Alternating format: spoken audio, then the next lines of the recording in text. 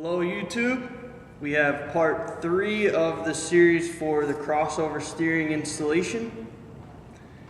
And this is, I should have said this on part 1, but these aren't the videos for a lot of people where they want mud and trucks, going off-road, whatever. That's my truck's being worked on. That's part of the ride that, that's part of building these old trucks, is to half the time you're working on them because you're either improving them or fixing them because you break stuff because they're old, and you know how it goes. So some people, a lot less people will watch these videos. I understand that. It's more for the people that are doing the similar jobs or whatnot.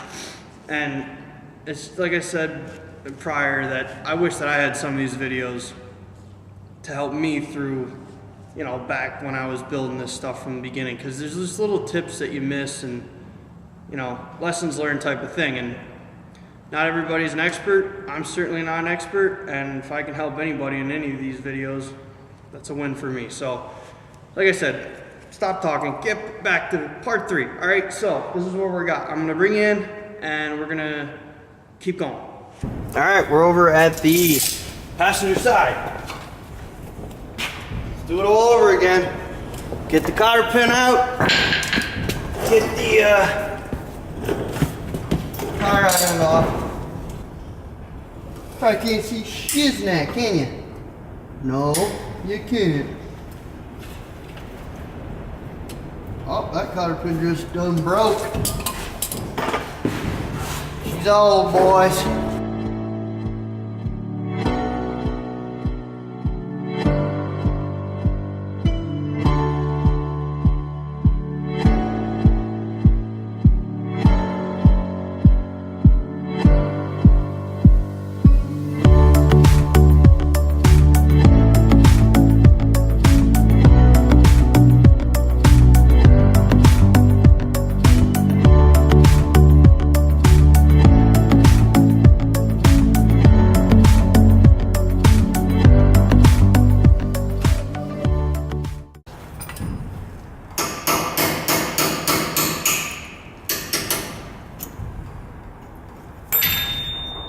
Right there.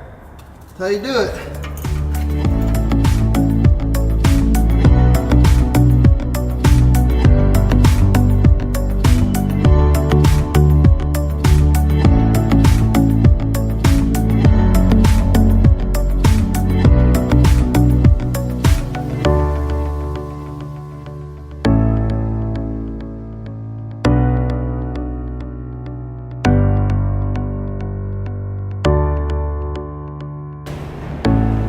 Find a nice prying surface.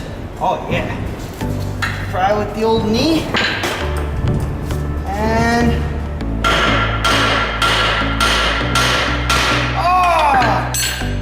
neck Luke on that one.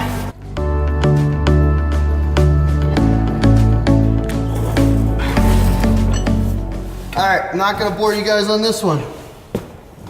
It's the same damn thing.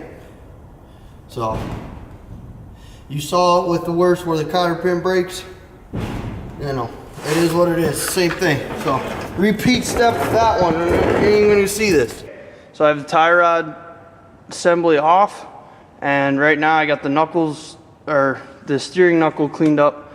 I'm just going to throw some paint on it just because it's there. Might as well do it while I can, right? So that's where we're at.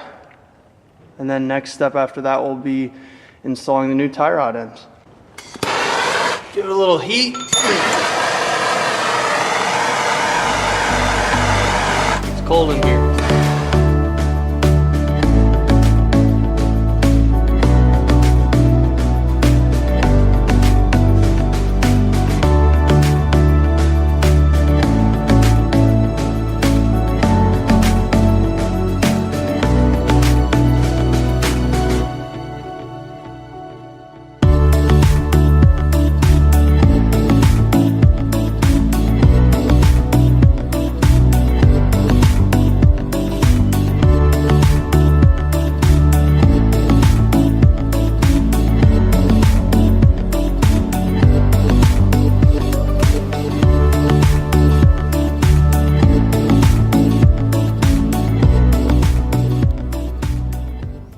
When I originally put the 6-inch suspension lift on this truck, I kept the sway bar, front sway bar, as you can see here, and we made these lowering brackets, I guess, just out of channel. Just cut them on an angle and bolted them, you know, just a spacer essentially. So, because of the crossover steering, this bar is in the way. So we're gonna take the sway bar out and we're just gonna run without it. So that's what we're doing. Gotta get this, gotta just take it apart, just get them out of there. I've never actually had the sway bar disconnected from the top pad on the spring mount, or on the top pad for the spring here. So that may be a little difficult. Just when you think you're getting somewhere, the goddamn creeper just falls clean apart. Who in the hell? Bunch of junk. So now I gotta take the mid caster off and put it in the rear because we got a wampus caddy here.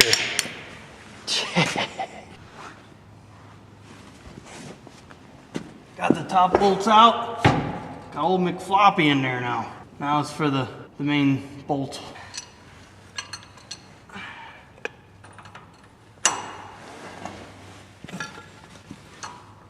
Get the pipe. Teabagging the camera here. Might have to edit this shot out, huh? I don't want to be profanity here up in the YouTube. Oh yeah! Giving her hell.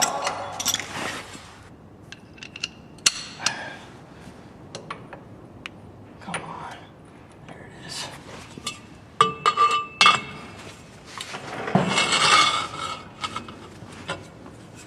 Oh yeah. Like it was meant to be. This one we can get the gun on, okay? Oh, broke it. That's what happens when you use a 1/4-inch gun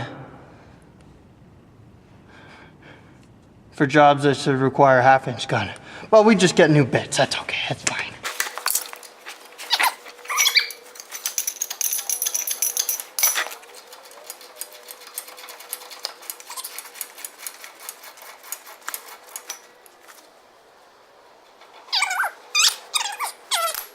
Donna. Focus. Hopefully it focused. I didn't look. But that's cool. Look at that. Old McFlopper here. Get the gun over here. Warming up the new impact.